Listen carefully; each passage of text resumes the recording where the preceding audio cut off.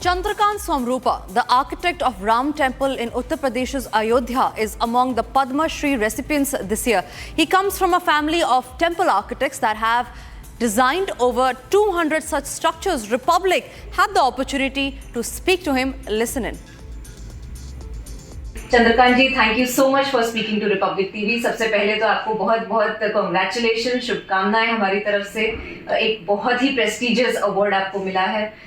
हमारे से थोड़ी सी बात करिए कि किस तरह से इतनी मशक्कत हुई है, कितना काम हुआ है राम टेम्पल को लेके। आप एक बहुत ही की प्लेयर रहे हैं,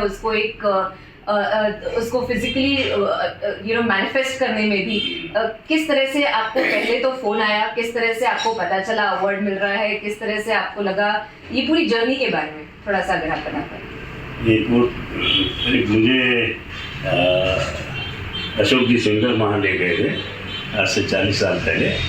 उन्होंने कहा कि यहाँ एक राम मंदिर बनना है, तो वहाँ तो एक ढांचा खड़ा था। मैंने कहा ये तो अभी तो कहाँ सब, ये कब बनेगा, क्या है। तो ठीक है, आप देख लीजिए, तो बनाना तो है। तो ठीक है, मैंने मेजरमेंट तो बोले मेजरमेंट तो आपको देने नहीं देगा कोई, तो कैसे करें। तो बोले आप अपने हिसाब से करिए, और मैं भी अगर आऊँगा आपके साथ तो लोगों को ऐसा लगेगा कि विश्व हिंदू परिषद के प्रेसिडेंट है, क्यों आए हैं, क्या है। तो मैं बाहर बैठा हूँ, आप अपने हिसाब से देख लीजिए। मैंने अपना पैर से सब नाप लिया, ये इतना पैर का ये जगह है, ये उसके टाइम प्लान करके मंदिर का घर आके ड्राइंग बनाया और उसका एक मॉडल किया। मॉडल के बाद में जैसा आज कुंभ मेला चल रहा है, वैसे उस टाइम कुंभ मेला चल रहा था, उसमें वो मॉडल को रखा गया और सबने कहा कि भैया बस इस हिसाब से राम मंदिर बनना चाहिए। आप हमें थोड़ा सा बताइए, ये थोड़ा सा डिस्क्राइब करिए, कब आपको फ़ोन आया, किस तरह से आपको पता चला।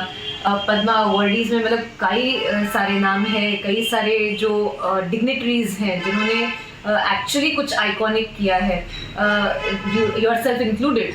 तो किस तरह से आपको वो पता चला, किस तरह से आपको मतलब ये महसूस भी हुआ होगा कि कितना बड़ा एक ये अचीवमेंट भी है। कि मुझे कल सुबह फ़ोन आया था कि आपका रेड हुआ है, वो ये आपको अब शाम तक मतलब अवार्ड पहले आपको कहा जाएगा, मतलब कि कहेंगे हम लोग, और तो आपको कोई बात हो तो आप बताइए। मेरा ठीक है, आपका अवार्ड तो मुझे खुशी की बात है कि शाम को मुझे टीवी के थ्रू मालूम पड़ा कि मुझे अवार्ड दिया गया है। बहुत खुशी हुई।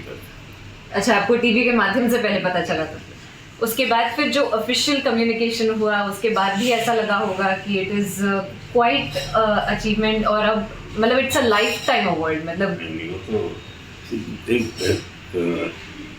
मेरे दादाजी को 1977 में सोमनाथ मंदिर के लिए पद्म अवार्ड मिला था जी।